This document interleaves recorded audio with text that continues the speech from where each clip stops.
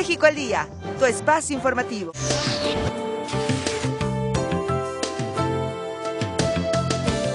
Leer enseña que para leer mejor es bueno recordar que no es conveniente leer acostado en la cama, pues en esa posición la sangre tardará más en llegar a tu cerebro y es probable que te dé sueño. O al revés, puede resultar tan interesante y atraparte de tal forma lo que estás leyendo que termines con insomnio. Leer enseña a leer mejor.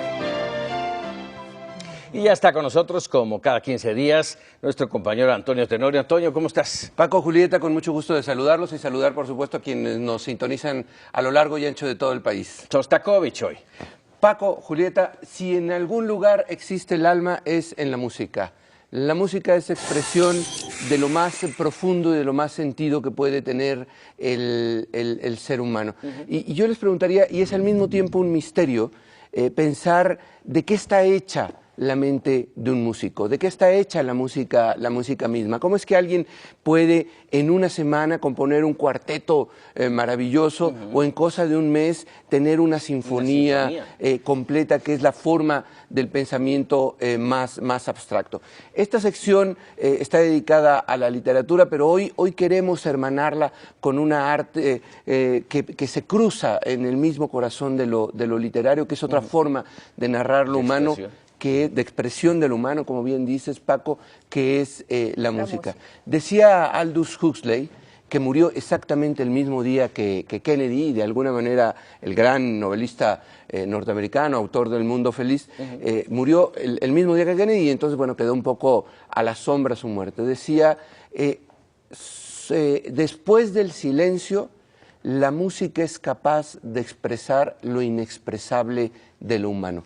Y es que hoy traemos un libro fantástico, escrito por un músico sobre otro músico. No habíamos traído esta sección realmente biografías, y por eso quise hoy aprovechar la oportunidad y compartir con ustedes y con todos los que nos escuchan Shostakovich, genio y drama, de nuestro enorme violonchelista Carlos Prieto, que pertenece a una familia de gran prosapia musical, de gran genio musical. El propio Carlos Prieto es uno de los grandes violonchelistas del mundo y dedica este libro a una figura central que cruza todo el siglo XX de la convulsionada Unión Soviética. Shostakovich nace en 1906, todavía bajo el régimen zarista de Nicolás II, y tiene 11 años cuando triunfa la Revolución Soviética y Lenin toma el poder. Y 18 cuando Stalin arriba al poder y Shostakovich compone su primera sinfonía, que es la que lo va a lanzar a la fama y la que lo va a convertir en un artista celebérrimo.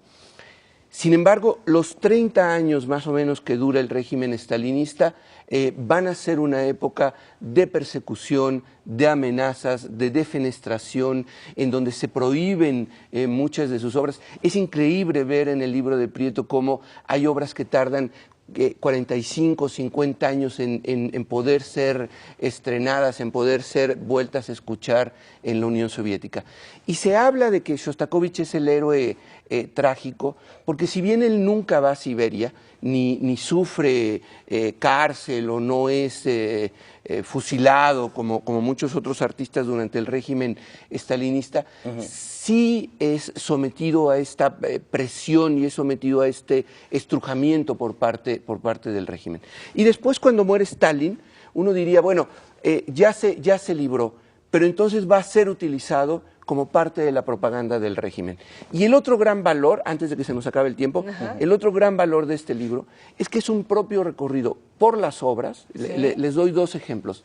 El famosísimo cuarteto octavo, que alguien pensó que era un testamento y que Shostakovich estaba al borde de suicidarse, y sobre todo la 10ª sinfonía, en donde Shostakovich introduce, desliza los nombres de su amada Elmira, con quien tiene un amor clandestino, a través de las notas de la sinfonía. Vaya. Un libro, pues, sobre la pasión de la música, escrito apasionadamente por Carlos Prieto. Apasionante el tema. Absolutamente apasionante, y como decía el propio Shostakovich, la música ilumina en una persona hasta lo más profundo de su ser y es su última esperanza y su último refugio. Además, un libro interesante por la relación específica que tuvo Shostakovich con Prieto. Exactamente, lo dices muy bien, Paco.